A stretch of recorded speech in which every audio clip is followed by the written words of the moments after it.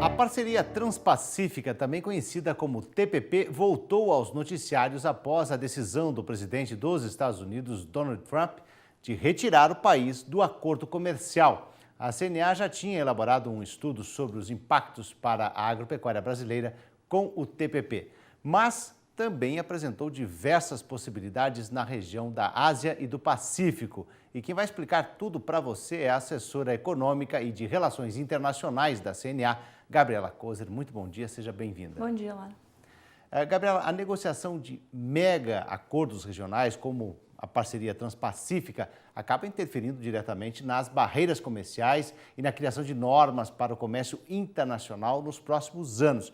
O que deve acontecer com esse cenário agora, com essa mudança?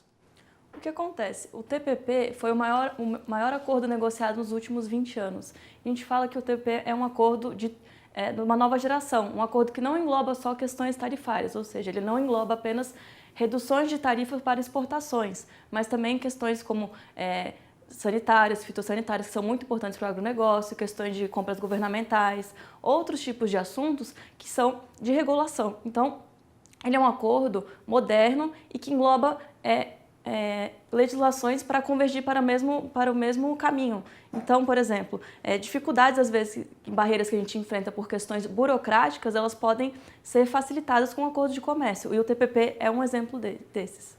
Agora, a saída dos Estados Unidos do acordo acaba com a TPP? Pela parte normativa, sem os Estados Unidos, por conta da participação do país em questões do tamanho do PIB dos Estados Unidos, o acordo ele não tem como entrar em vigor sem a participação dos Estados Unidos. O que acontece? Desde o ano passado, a gente tem acompanhado o que acontece, né, com a TPP, e em novembro houve um acordo da APEC no Chile, onde os países da Ásia e do Pacífico se encontraram. E os presidentes dos países que estão dentro da TPP participaram. E foi um momento, como quase uma despedida do presidente Barack Obama. O TPP era uma política de governo muito importante, né, para os Estados Unidos e toda uma aproximação da Ásia e Pacífico que os Estados Unidos estavam buscando. E naquele momento, já com o novo presidente Donald Trump eleito, foi uma oportunidade desses presidentes conversarem e decidirem o que aconteceria. E Austrália, Nova Zelândia, Japão, todos esses países, eles teriam grandes ganhos de comércio e outros ganhos nessa questão toda de facilitação de legislação por conta da TPP. E eles aproveitaram esse momento para declarar o apoio ao acordo e que eles procurariam outras maneiras de alcançar os resultados da TPP, sem os Estados Unidos. Então, a TPP é um acordo que todos os textos já foram publicados, então isso contribui muito, porque as regras do jogo estão claras, então a gente sabe exatamente o que cada país estava buscando com a parceria e o que esse acordo previu. Então o Brasil tanto o Brasil quanto outros países têm esse ganho de competitividade por saber exatamente o que foi negociado dentro do acordo.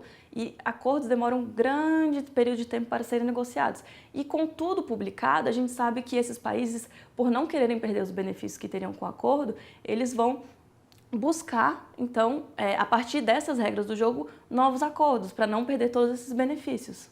E como o Brasil pode se inserir, então, dentro dessa nova conjuntura?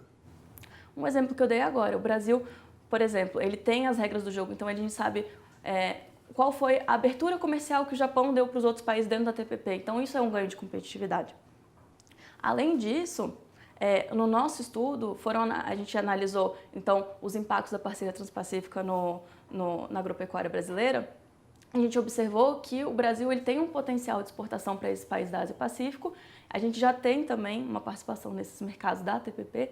E com o acordo a gente poderia perder um mercado que a gente já acessa, mas também poderia perder mercados potenciais por perder competitividade em relação a esses outros países. E o que ocorre? O Brasil, ele tem acordo comercial com apenas 3 países. Você trouxe alguma coisa em relação de...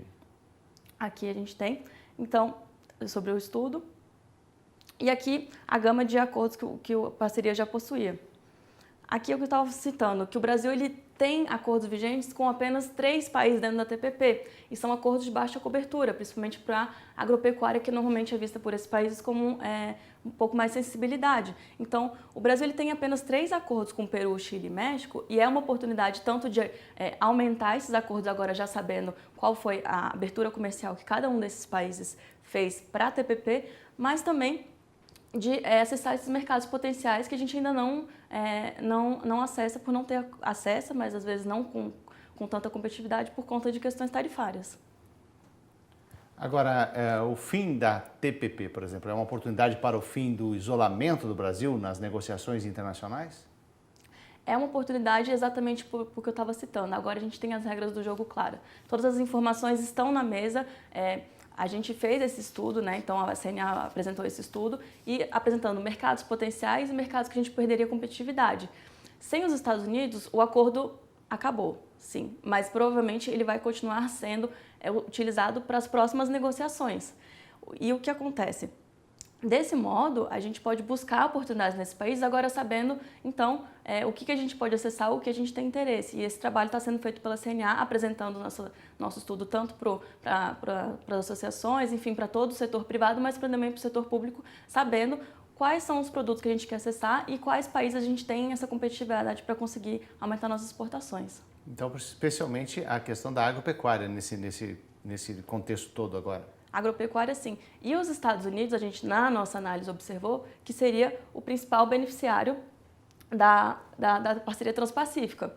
Então, sem os Estados Unidos, talvez seja um fôlego, uma oportunidade para o Brasil aumentar suas exportações para acessar esses mercados, que talvez, se a TPP tivesse ido para frente, a gente não teria essa oportunidade. Só que a gente tem que começar a se posicionar, a gente tem que correr atrás, a gente tem que né, mostrar o nosso interesse em acordos comerciais, porque é uma oportunidade? Sim, é uma oportunidade. Mas sem o trabalho conjunto, tanto do setor privado quanto do setor público, a gente pode não conseguir ter essa oportunidade, né, acessar esses mercados. E qual é o futuro da TPP? O futuro da TPP, então, é esse. Provavelmente os países vão continuar negociando com base nas regras que foram botadas na mesa e vão continuar buscando ter todos esses benefícios que eles teriam com o acordo. Então, o futuro da TPP, ele é o fim da TPP? É o fim da TPP, mas é um novo começo, porque ela vai ser transformada uma nova maneira de acessar, de ter esses ganhos de comércio, esses ganhos de legislação, de regulamentação, sem os Estados Unidos. Tá certo, eu agradeço a participação da assessora econômica e de relações internacionais da CNA, Gabriela Kozer. Muito obrigado, tenha um bom dia. Obrigada, bom dia.